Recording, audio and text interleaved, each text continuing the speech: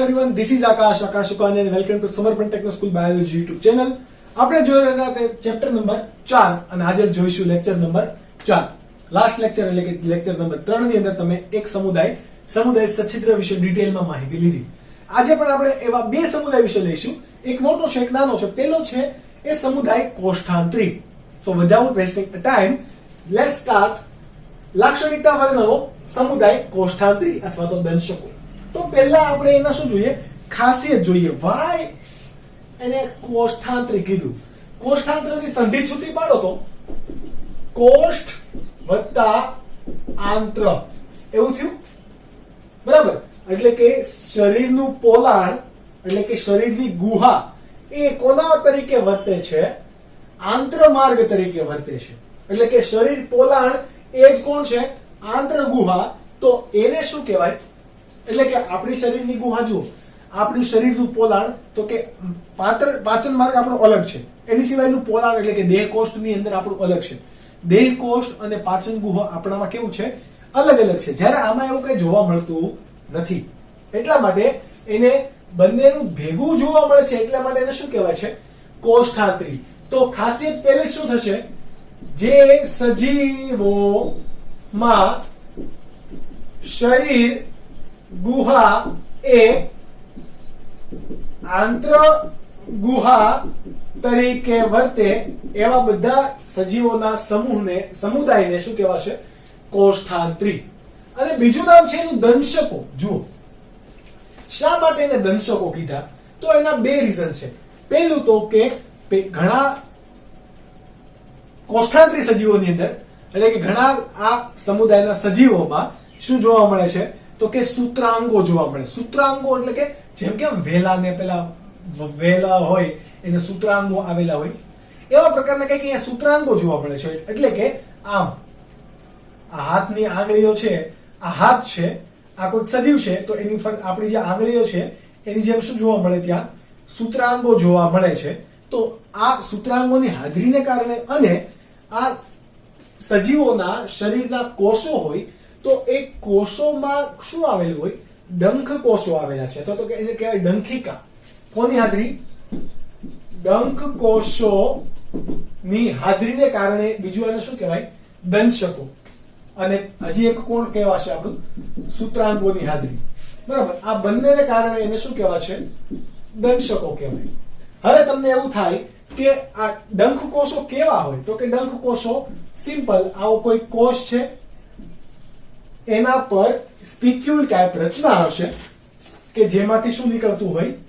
ડંખ નીકળતા હોય. એટલે કે સૂત્રાંગો જેવી રચના નીકળતી હોય.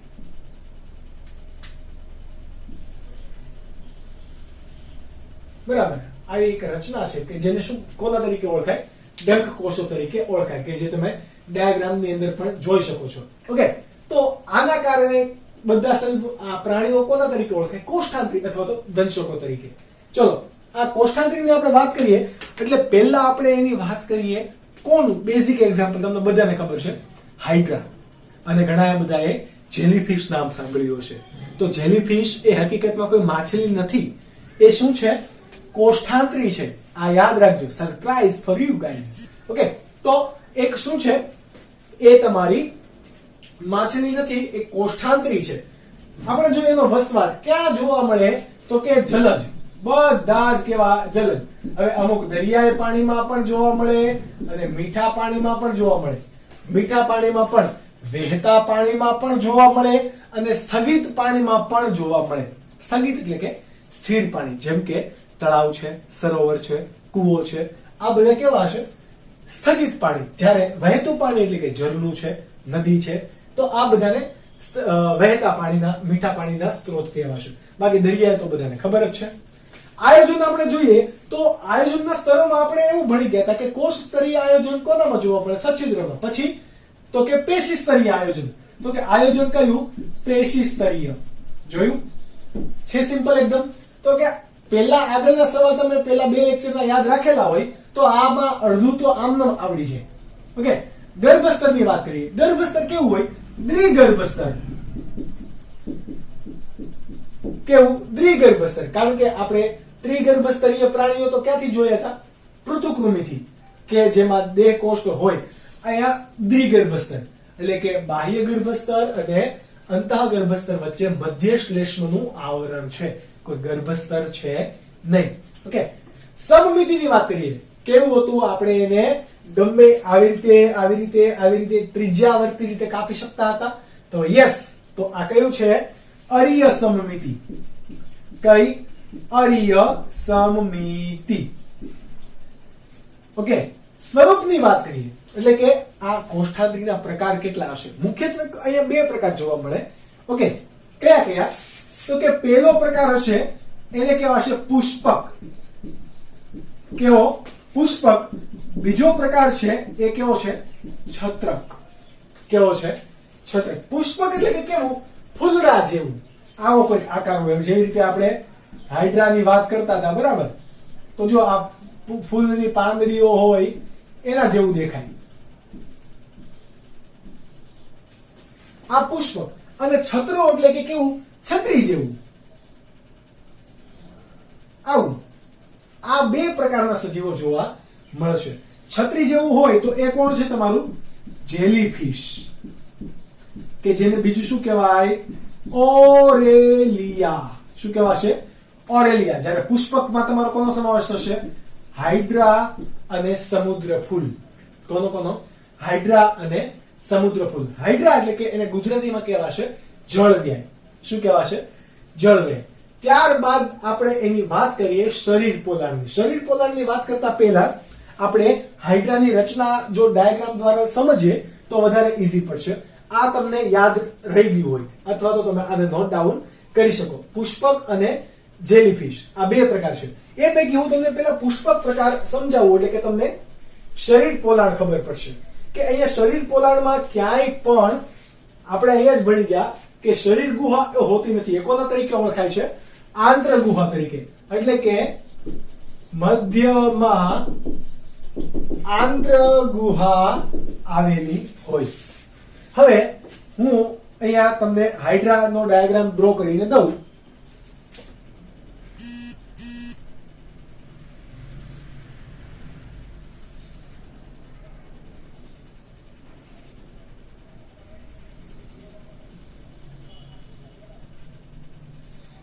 આ શું છે?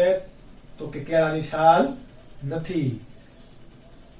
આ એના શું છે? હમણાં આપણે વાત કરી હતી તો કે સૂત્રાંગો છે. What is સૂત્રાંગો?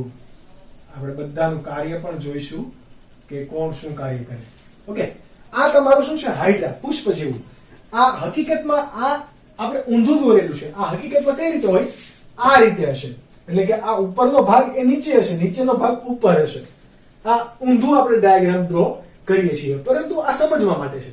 ચલો હવે અહીંયા વાત કરીએ શરીર પોલાણની.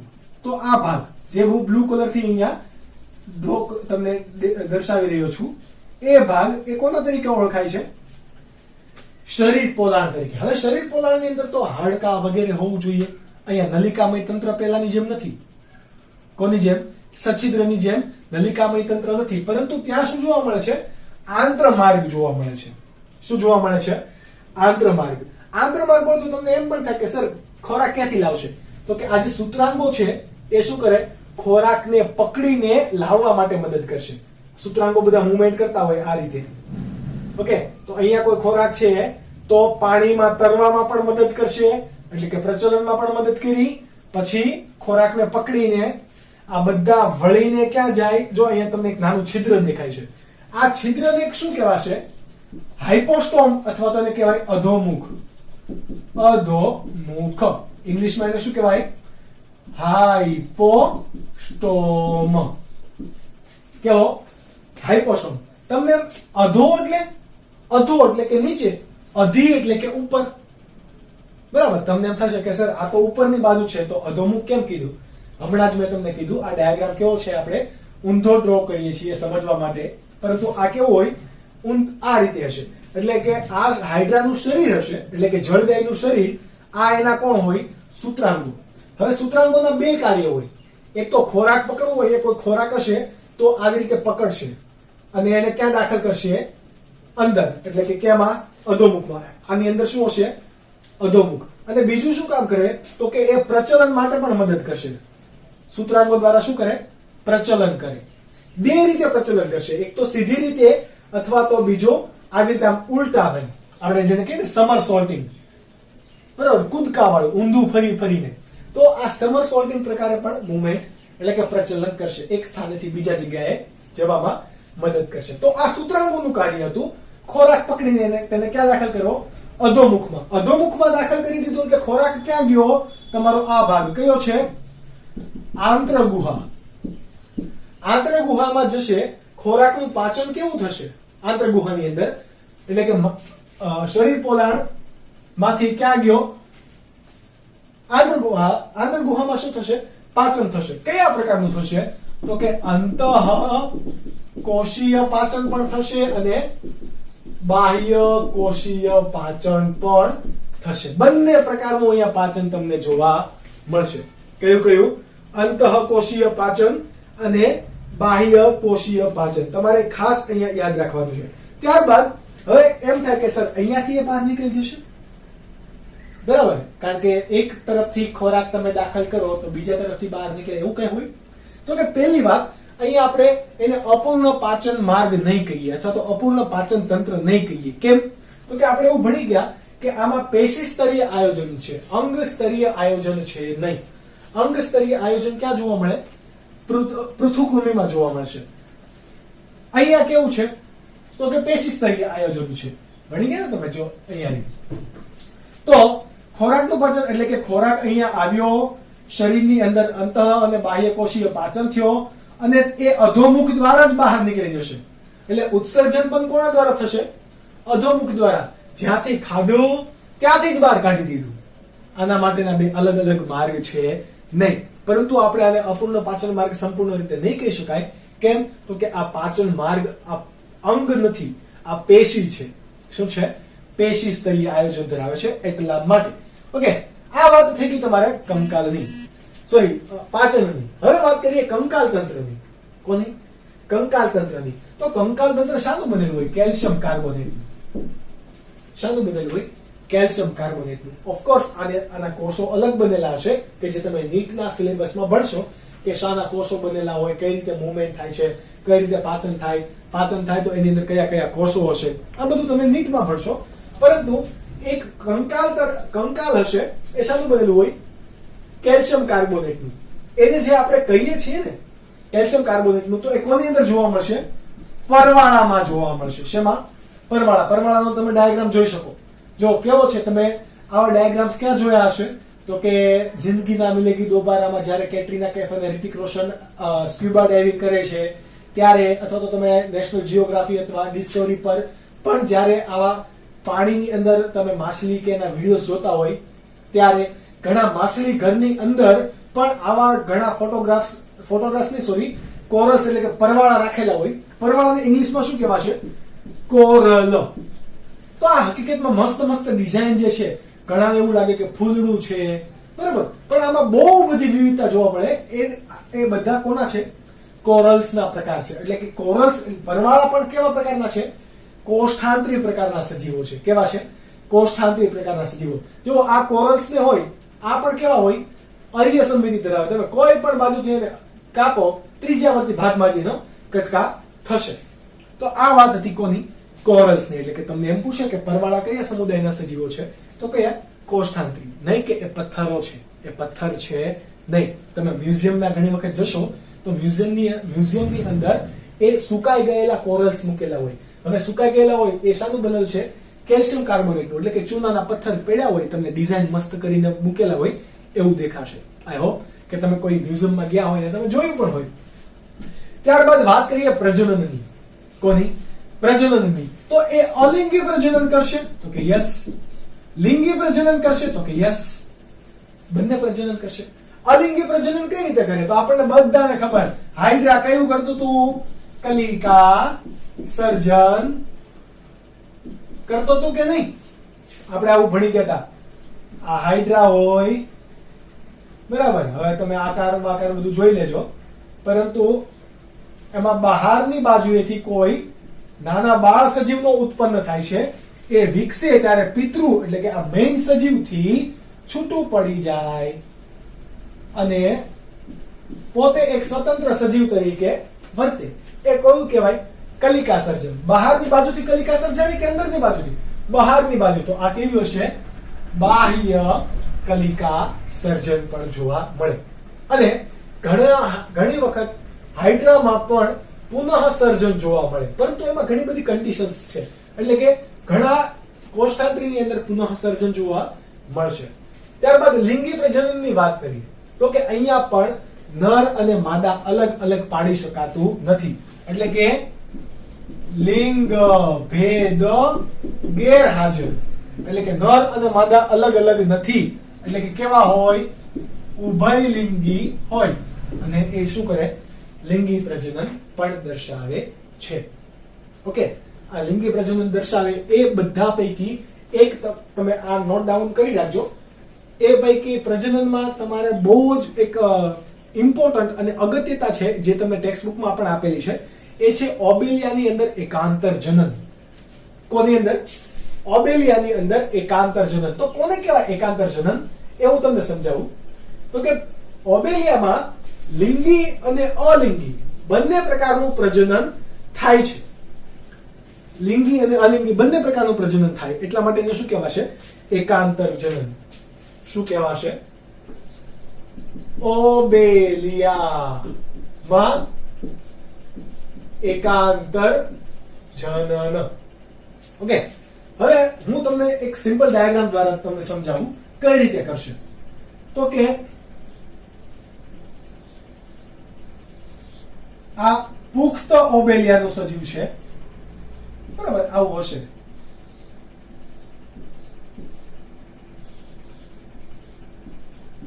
આ કેવું છે? પુખ્ત ઓબેલિયા છે કે જે પ્રજનન માટે સક્ષમ છે. આ પ્રજનન માટે સક્ષમ છે. આ ઓબેલિયા હકીકતમાં કેવા પ્રકારનું છે? પુષ્પક પ્રકારનું છે. કેવા પ્રકારનું? પુષ્પક પ્રકારનું છે. આ પુષ્પક પ્રકારમાંથી અલિંગી રીતે પહેલા શું ઉત્પન્ન થશે? અલિંગી રીતે છત્રક ઉત્પન્ન થશે. અલિંગી એટલે કે આની ઉપરથી થવાના, તો કે આ રીતે.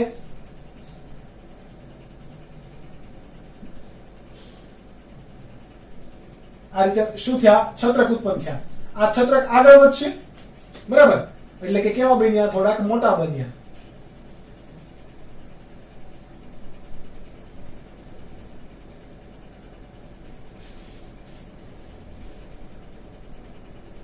આ પ્રકારના છત્રક કઈ રીતે બની ગયા? અલિંગી રીતે શું બન્યા? છત્રક બન્યા. શેમાંથી? પુષ્પકમાંથી છત્રક બન્યા. હવે આ અલિંગી રીતે બનેલા છત્રકો છે એ શું ઉત્પન્ન કરશે? નરજન્યુ અને માદાજન્યુ. આ શું ઉત્પન્ન કરે? આને કંઈક નરજન્યુ ઉત્પન્ન કર્યું, નરજન્યુ. અને આને શું ઉત્પન્ન કર્યું? આ નરજન્યુ. અને આને શું ઉત્પન્ન કર્યું? માદાજન્યુ. તમને એમ થશે કેમ સર પેલા નરજન્યુ નાનું અને કેમ માદાજન્યુ મોટું? તો એક વસ્તુ યાદ રાખવાનું કે માદાજન્યુ આકારમાં કેવું હશે? કદમાં કેવું હોય? નરજન્યુની સાપેક્ષે મોટું. હવે આ છત્રક કે જે અલિંગી રીતે બનેલા છે એ જન્યુનું ઉત્પાદન કરે છે. આ જન્યુ એટલે કે માદાજન્યુ અને નરજન્યુ ભેગા મળી લિંગી પ્રજનન કરે. કયું? લિંગી પ્રજનન કરે. અને શું બનાવે? બાળ ઓબેલિયા બનાવે. શું બનાવે? બાળ ઓબેલિયા. આવું કોઈક સજીવ બનાવ્યું, બરાબર? પરંતુ જુઓ, આના જેવું દેખાય છે તો કે નહીં. એટલે આ શું હશે? એનું ડિંબ. એટલે કે વિકાસ કેવો થશે? પરોક્ષ, બરાબર? પરોક્ષ વિકાસ થઈને ફરીથી શું બનશે? પુષ્પક. પરોક્ષ વિકાસ. શું થયું? પરોક્ષ વિકાસ. તો એ જુઓ, લિંગી પ્રજનન પણ જોવા મળ્યું, અલિંગી પ્રજનન પણ જોવા મળ્યું. શું થયું હકીકતમાં? તો કે પુષ્પકમાંથી અલિંગી રીતે છત્રક બન્યા. આ છત્રક થોડાક વિકસા એટલે એને નરજન્યુ અને માદાજન્યુનું નિર્માણ કર્યું. આ જન્યુ છે એ લિંગી રીતે જોડાણા. નર અને માદાજન્યુ એકકીય હોય એટલે કે બંને કેવા હશે? એકકીય. એન એન લિંગી રીતે જોડાય ત્યારે કેવા બને? 2n. આ કેવા હશે? 2n. 2n વાળું બંધારણ તમે ચેપ્ટર નંબર 10 અને 8 ની અંદર વધારે સમજશો. પરંતુ તમે બેઝિક તમને ખબર છે કે આપણા બધા સજીવમાં રંગસૂત્રો કેવા હશે? જોડમાં હશે. એટલે જોડ માટે 2n. જન્યુ હોય તો એમાં રંગસૂત્ર કેવા હોય? એકાકી હોય. ઓકે, એટલા માટે n. આ બંને ભેગા થઈને શું બનાવે છે? 2n, એટલે કે એક સજીવ બનાવશે, પરંતુ એ પુખ્ત સજીવ જેવું નથી દેખાતું. એટલા માટે એને શું કહેવાશે? એમનું ડિંબ. આ ડિંબ એ પરોક્ષ વિકાસ દ્વારા પુખ્ત સજીવ જેવું બનશે. કોના દ્વારા? પુખ્ત સજીવ જેવું બનશે. ઓકે, તો આ વાત થઈ ગઈ તમારી કોષ્ઠાંતરીની, કોષ્ઠાંતરી સજીવની. કોષ્ઠાંતરી સજીવમાં તમને પૂછે કે સર વિકાસ કેવા પ્રકારનો હોય? તો ઓબ્વિયસલી હંમેશા યાદ રાખવાનું કેવું? પરોક્ષ વિકાસ હશે, લિંગી પ્રજનન કરે તો. હવે તમારા ઓફકોર્સ એમાં શું યાદ રાખવાનું છે? ઉદાહરણ. તો ઉદાહરણ આપણે યાદ રાખીએ. સૌથી પહેલું ઉદાહરણ છે, જે તમે ડાયાગ્રામમાં પણ જોતા જશો, કે ફાઇસેલિયા, કે જે ફિરંગી મનવાર તરીકે ઓળખાય છે. કેવું? ફાઇસેલિયા, કે જે ફિરંગી મનવાર તરીકે ઓળખાય. ત્યારબાદ છે પેનાટુલા, સી પેન. બરાબર, દરિયાઈ પેન આપણે એવું કહી શકીએ. સી પેન તરીકે આના ઉપનામ બહુ યાદ રાખજો. નીટમાં આ બેઝિક વસ્તુ છે જે પૂછાય છે. ત્યારબાદ સમુદ્ર ફૂલ, કે જે પુષ્પક પ્રકારનું હોય છે, એને શું કહેવાશે ઇંગ્લિશમાં? સી એનિમોન. શું કહેવાશે? સી એનિમોન. તમે જોઈ શકો છો. ત્યારબાદ છે તમારી પાસે ગોર્ગોનિયા. કેવું? ગોર્ગોનિયા, કે જે કોના તરીકે ઓળખાય? સી ફેન, દરિયાઈ પંખો. ઓકે, ત્યારબાદ મિડ્રીના, કે જે એક પ્રકારનું શું છે? કોરલ છે, કે જે મગજ જેવું દેખાય છે. મગજની અંદર પણ આવા બૃહદ મસ્તિષ્ક ગોળાર્ધની અંદર ગડી વાળી રચના હોય એના જેવું દેખાય છે. એટલે એના ઉપરથી નામ આપેલ છે ઇંગ્લિશમાં બ્રેઇન કોરલ. ઓકે, તો આ બધા શું હતા? તમારા કોષ્ઠાંતરી સમુદાયના સજીવોના ઉદાહરણ. તમારે ઉદાહરણની અંદર બીજા લખવા હોય તો જેલીફિશ લખી શકો, ત્યારબાદ તમે હાઇડ્રા લખી શકો. આ તમારે ઉદાહરણ દર્શાવવાના રહેશે. છે એકદમ સિમ્પલ. તમારે ફરીથી વસવાટ, ખાસિયત, શરીર ગુહા, પાચન, કંકાલ, ઉત્સર્જન. તમને અહીંયા ઉત્સર્જન મેં નથી લખ્યું, પણ ઉત્સર્જન પૂછે તો પણ કોના દ્વારા? ઉત્સર્જન અધોમુખ દ્વારા થયું હતું. કોના દ્વારા? અધોમુખ. એ જ ખોરાક ગ્રહણનું કાર્ય કરશે અને એ જ દૂર કરશે. લાવશે કોણ ખોરાક? તો કે સૂત્રાંગો. પ્રચલન કોણ કરશે? સૂત્રાંગો. ઓકે, આ વાત હતી તમારી કોષ્ઠાંતરી સમુદાયની, કે જે તમારી પાસે હવે સ્ક્રીનશોટ છે. વિડીયો પોઝ કરો અને હવે તમે નોટ ડાઉન કરી શકો. યાદ રાખજો, તમે નોટની અંદર આપણે જે રીતે બોર્ડમાં લખીએ છીએ એ રીતે લખેલું હશે તો તમને વાંચવામાં અને યાદ રાખવામાં વધારે સરળતા પડશે. ત્યારબાદનો ક્વેશ્ચન છે કે લાક્ષણિકતા વર્ણવો સમુદાય કંકટધરા. તો આ એકદમ ગૌણ સમુદાય તરીકે વર્તે. કોના તરીકે? ગૌણ સમુદાય તરીકે વર્તશે. હવે તમને ક્યારેક આ લક્ષણો આધારિત પર સવાલ ટ્વિસ્ટ કરીને પૂછે તો તમને આવડતો હોવો જોઈએ. જેમ કે તમને એમ પૂછે દંશકો સમુદાય વર્ણવો, અથવા તો પેશી સ્તરીય આયોજન ધરાવતા સમુદાય વર્ણવો. ઓકે, તો આ રીતે જો સવાલ પૂછે એની ખાસિયત આધારિત તો પણ તમને આવડતો હોવો જોઈએ. ટ્વિસ્ટ કરેલું હશે ઇન શોર્ટ. કારણ કે તમને હવે 11 સાયન્સમાં છો તો 10માની જેમ તમને ઇઝીલી પૂછશે નહીં. ઓકે, થોડુંક સવાલની અંદર ટ્વિસ્ટ કરશે. આપણે જોઈએ કંકટધરા, એની ખાસિયત જોઈએ સૌથી પહેલા. ઓકે, તો આ બધા સજીવો શું ધરાવતા હશે? કંકટ એટલે કે પક્ષમો જેવી નાની નાની રચના. જેમ કે તમે કોઈ મોસંબી લ્યો, મોસંબી. ઓકે, મોસંબી તમે હાથમાં લીધી, આપણા પાસે અહીંયા કોઈ એવું કોઈ ઘટક નથી, નહીં તો આપણે કરી દઈએ. સપોઝ કે તમે આ એક મોસંબી લીધી છે, બરાબર. એને તમે તમારી માર્કરથી તમે 1, 2, 3, 4, 5, 6, 7 અને 8 એવી 8 તમે લીટા ગાળો. આવા લીટા જે છે એવી તકતી આવેલી હોય. એટલે કે તમારા આ કોઈક સજીવ છે, એના પર કેટલી? 1, 2, 3, 4 આવી 8 હશે, પરંતુ પાછળની સાઈડ હોય ને એટલે અહીંયાથી ના દેખાય, બરાબર.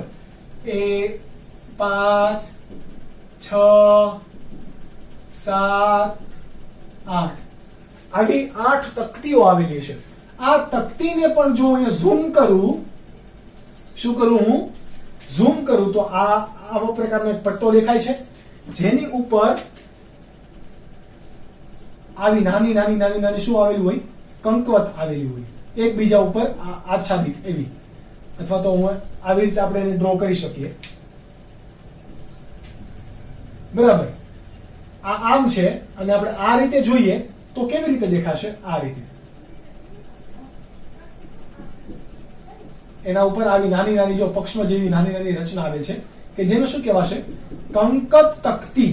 શું કહેવાશે? કંકત તક્તી. આ કંકત તક્તીની હાજરીને કારણે આ સમુદાયના સજીવો કોના તરીકે ઓળખાય છે? કંકત ધરા. એટલે ખાસિયત કઈ છે? કંકત તક્તીની હાજરી ધરાવતા સભ્યો કોના તરીકે ઓળખાય? કંકત ધરા. તમે આ 8 લીટા કર્યા, આવું તમે કયા ફળની અંદર ખાવ? તમે અખરોટ જોયું હોય, ઓકે, તો અખરોટની અંદર પણ શું હોય? અખરોટ એટલે કે હેઝલનટ, ઓકે, કે જેની અંદર આવી રીતે ફરતી જોજો આવા પટ્ટા હશે, તો એના જેવું દેખાય, પરંતુ અવડું મોટું હશે નહીં અને એવો કલર પણ હશે નહીં, એકદમ પારદર્શક પ્લાસ્ટિકની કોથળી જેવું આ સજીવ હશે. કેવું છે? પ્લાસ્ટિકની કોથળી, જેલી જેવું એકદમ, કે જેની અંદર આ રીતે પાચન માર્ગ વાળો કોઈ ભાગ હશે અને ત્યાંથી આવા રાખડીની જેમ કંકર બહાર નીકળેલા હશે. એટલે કે રક્ષાબંધન તમારી નજીક છે તો આ રાખડી ઉપરથી યાદ રાખવાનું, રાખડીની જેવી રચના કોની? કંકત ધરાની રચના. કોની? કંકત ધરાની રચના. એટલે તમને ઈઝીલી યાદ રહી જશે. એટલે આ અખરોટ જેવા દેખાતા હોવાથી આ બીજું શું કહેવાય? દરિયાઈ અખરોટ પણ કહેવાય. શું કહેવાય? દરિયાઈ અખરોટ. ચલો વસવાટ આપણે જોઈએ તો વસવાટ ક્યાં જોવા મળે? ઓબ્વિયસલી આ તો ક્યાં જોવા મળશે? પાણીમાં જ જોવા મળશે, પરંતુ કેવો? સંપૂર્ણપણે દરિયાઈ. સંપૂર્ણ દરિયાઈ. હવે તમને સવાલ એમ પૂછે કે પેશી સ્તરીય આયોજન ધરાવતા સંપૂર્ણ દરિયાઈ દ્વિગર્ભ સ્તરીય પ્રાણીઓ વર્ણવો, તો કોષ્ઠાંતરી આવશે નહીં. સંપૂર્ણ દરિયાઈ કોણ છે? કંકત ધરા. એટલે આ જ વર્ણવાનું. સમમિતિ જોઈએ. સમમિતિ આને જુઓ તો કઈ રીતે? આ 5 આ ગોળ છે, બરોબર? આમ તો એને ત્રિજ્યાવર્તી ભાગમાં કાપી શકાશે? તો કે યસ. તો આ કેવું છે? અરીય સમમિતિ ધરાવશે. કેવી? અરીય સમમિતિ ધરાવશે. પાચન કેવું થશે? તો કે આ રહ્યો એનો વચ્ચેનો પાચન માર્ગ, કે જે તમે ડાયાગ્રામ્સમાં પણ જોઈ શકો છો. તો આ પાચન માર્ગ એ કેવું? પાચન માર્ગની અંદર ખોરાકનું પાચન કેવું થશે? અંતઃ અને બાહ્ય કોષીય બંને રીતે થશે. પ્રચલનની વાત કરીએ તો પ્રચલન એટલે કે આ એની તકતી પર જે કંકવત આવેલા છે, આ કંકતો, બરાબર, કે જે પક્ષો જેવી રચના છે, જેને આપણે અહીંયા શું કહીશું? કંકત કહીશું. આ કંકતની મૂવમેન્ટને કારણે એ શું કરશે? પ્રચલન કરશે. એટલે કે તરવામાં કોણ મદદ કરે છે? પ્રચલન. કંકત તકતી દ્વારા શું કરે છે? તરે છે, એટલે કે પ્રચલન કરે છે. પરંતુ જ્યારે આ પ્રચલન કરે અને એકદમ કેવું છે? પાણી જેવું, જેલી જેવું એકદમ છે, બરાબર? તો જ્યારે પણ પ્રચલન કરતું હોય અને આવા ઘણા બધા નાના નાના નાના પક્ષમો છે, એટલે બધા જ એક સાથે મૂવમેન્ટ કરતા હોય, બધા જ એક સાથે મૂવમેન્ટ કરતા હોય અને તડકો જરીક પણ દેખાય તો એ શું કરશે? પોતાના શરીરની અંદર રંગ ઉત્પન્ન કરશે. જેમ કે અગીઓ હોય, આપણે એને આગીઓ તરીકે ઓળખીએ, તો અગીઓ કેમ ઉડે? એટલે પાછળ લીલા કલરનો પ્રકાશ દેખાય. તમે આવું ઘણી એડવર્ટાઇઝની અંદર અગિયાનો જોયો હશે. ત્યારબાદ તુરાની જીન્સની મુનીની અંદર આ અગિયા જોયા હશે, અને ના જોયા હોય તો તમે અહીંયા જોઈ લો. આ અગિયો છે, ઓકે, કે જેની અંદર જે લીલી લાઈટ દેખાય છે એ કૃત્રિમ રીતે નથી, એ કુદરતી રીતે સજીવ શરીરની અંદર જ્યારે ઉડશે આ ત્યારે દેખાશે. એવી રીતે જૈવિક, એને શું કહેવાશે? જૈવિક પ્રદીપ્યતા કહેવાશે. શું કહેવાશે? જૈવિક પ્રદીપ્યતા. જૈવિક રીતે પ્રકાશનું ઉત્સર્જન એટલે કે જૈવિક પ્રદીપ્યતા. તો એવી રીતે કંકવત, આ કંકતધરા સમુદાયના પ્રાણીઓ છે એનો પણ મુખ્ય લક્ષણ શું હશે? જૈવિક પ્રદીપ્યતા. એટલે કે કૃત્રિમ રીતે નહીં પણ કુદરતી રીતે એ કેવું થાય છે? મેઘધનુષ જેવું. એટલે કે 7 રંગ આપે છે. આપણું પેન હોય એને આપણે તમે રમ્યા જશો, સેલોગ્રીફરની પેન હોય, તડકો પડે એટલે એમાં તમે જુઓ તો કલરના રંગો દેખાય. તો આ પ્રિઝમના વક્રીભવનનો ઉપયોગ તમે અહીંયા પણ થાય, પરંતુ એ એની શરીરના રસાયણોને કારણે અહીંયા રંગ ઉત્પન્ન થાય છે અને એ રંગ ઉત્પન્ન કરવામાં કોણ મદદ કરશે? આ બધી તકતીઓ દ્વારા જે પ્રચલનની મૂવમેન્ટ છે એ. કેવી રીતે દેખાશે? તો તમે ડાયાગ્રામ દ્વારા જોઈ શકો.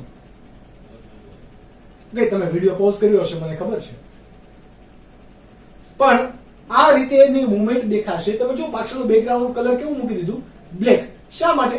તો કે તો તમને એક્ઝેક્ટ કલર ખબર પડશે. જો વ્હાઇટ કલરનો પ્રકાશ હશે તો તમને ખબર પડશે નહીં. પ્રજનન કેવા રીતે કરશે? તો ફક્ત લિંગી રીતે જ. ફક્ત લિંગી રીતે, તો આ એની મુખ્ય ખાસિયત થઈ ગઈ, કારણ કે પેલા બધા તો લિંગી અલિંગી બધા જ કરતા હતા, પરંતુ ફક્ત લિંગી રીતે કરે એ કોણ? કંકતધરા. કેવા? કંકતધરા. અહીંયા તમને આયોજન પૂછે તો કેવું હશે? પેશી સ્તરીય આયોજન. અને ગર્ભસ્તર પૂછે તો કેવું? દ્વિગર્ભ સ્તરીય આયોજન. દ્વિગર્ભ સ્તર હોય એટલે કે અહીંયા દેહકોષ્ઠ હશે નહીં. તો આ વાત થઈ ગઈ કોની? કંકતધરા સમુદાયના પ્રાણીની. તમારે ઉદાહરણ પણ યાદ રાખવાના છે. અહીંયા તમારે બે યાદ રાખવાના. એક તો છે ટીનોપ્લારા અને બીજું છે પ્લ્યુરોબ્રેકિયા. કેવા કેવા? ટીનોપ્લારા અને બીજો છે સોરી ટીનોપ્લેના એને કહેવાશે. ટીનોપ્લાના નહીં, ટીનોપ્લાના અને બીજું છે પ્લ્યુરોબ્રેકિયા. આની સિવાયના પણ ઘણા બધા છે, પરંતુ તમને એનસીઈઆરટી બુક અનુસાર આટલા જ યાદ રાખવાના છે. અને નીટની અંદર પણ આટલા જ યાદ રાખવાના છે. કોઈ બહુ વધારે આવશે નહીં, પરંતુ આના વિશે આપણે વધારે ડિટેલમાં ચર્ચા કરીશું જ્યારે નીટ ભણીશું ત્યારે. તો આનો પણ સ્ક્રીનશોટ હમણાં તમને મળી જશે કે જે તમે યાદ રાખીને નોટ ડાઉન કરવાની ટ્રાય કરશો. આઈ હોપ કે તમે મહેનત કરશો. તો મળીશું આપણે લેક્ચર નંબર 5 ની અંદર પૃથુકૃમિ અને સૂત્રકૃમિ સમુદાયને ડિટેલમાં ભણવા માટે. ત્યાં સુધી બાય બાય અને ટેક કેર.